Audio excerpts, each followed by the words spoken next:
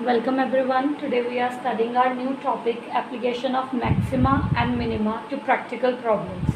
That means how to solve the given practical problems by using maxima and minima. Here we are discussing about the first type and first method of the given problems.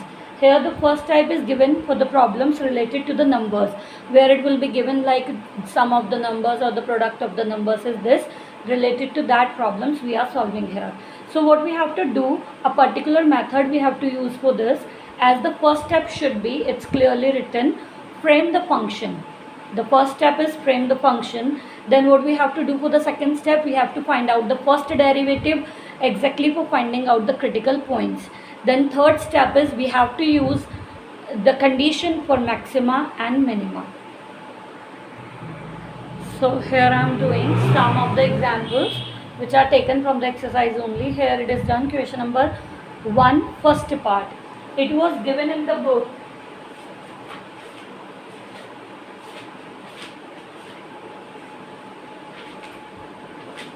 Find two positive numbers whose sum is 24 and whose product is as large as possible. So the sum of the number was 24. So one of the number we have taken x. So obviously another one will be 24 minus x. What is the condition given? First of all, we will frame the condition. They have given that the product of these should be as large as possible. As large as possible. So that means we are trying to the condition of maximum. So here first of all, fx was 24 minus x into x. So it will be 24x minus x square. The first step is we have to differentiate for finding out the critical points. So the first differentiation will be 24 minus 2x. That one we have to keep equal to 0, and here we got x equal to 12. Now we have to judge either for maxima or for minima. So I have differentiated again. So there I got minus 2. That is always less than by 0. So that means the condition is exactly for maxima again, and it's already given also. So that means here this 12 we can use for the function. So the first number will be 12 and the second one will be 24 minus 12. That means that is also 12.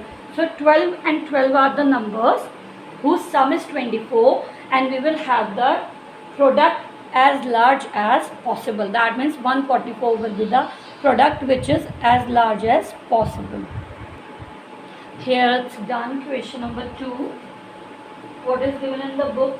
Determine two positive real numbers whose sum is 15 and the sum of whose square is minimum. Here we have to use the condition for minima. The sum of the number is 15, so I have divided into two parts. The first part is x, obviously the second part will be 15 minus x. And the condition is given that sum of their squares, and we are talking about the minima condition. So the first term square plus the second term square. This is the value for fx, that means the functional value. Then the second step we have to use after arranging it, after making the condition, what we have to do, we have to differentiate it first. That means the first differentiation we will get x square 2x, and for this first of all we will differentiate the power, then interior function. That means 15's differentiation will be 0. So for minus x we will get minus 1 term. Then what we have to do, we have to keep it equal to 0. So we will get the critical point. Here one critical point we are getting 7.5. Just for confirming either for maxima or minima, I have differentiated it again. So that one I got 4, that is greater than by 0. That means where it is increasing from 0, we can use that there is the condition of minimum. So that means the number, if you want, we can write it 7.5 also, or if you want you can write it 15.2. When the first part is 15 upon 2, obviously the second part also it will be 15 upon 2. Either you write 7.5 and 7.5, or 15 upon 2 and 15 upon 2 you may write. Here question number 5 I have done as it is given in the book. The difference between two positive numbers is 10. The difference between two positive numbers is 10. It is up to you. Either you can take x or x minus 10. The first number you can take x, and another one you can take x minus 10, or you can use the condition, this one x plus 10 and x. The difference between these two is also 10. So it is up to you the terms which you want to use. Then find the number if the square of the greater number. The square of the greater number, we have to decide our function.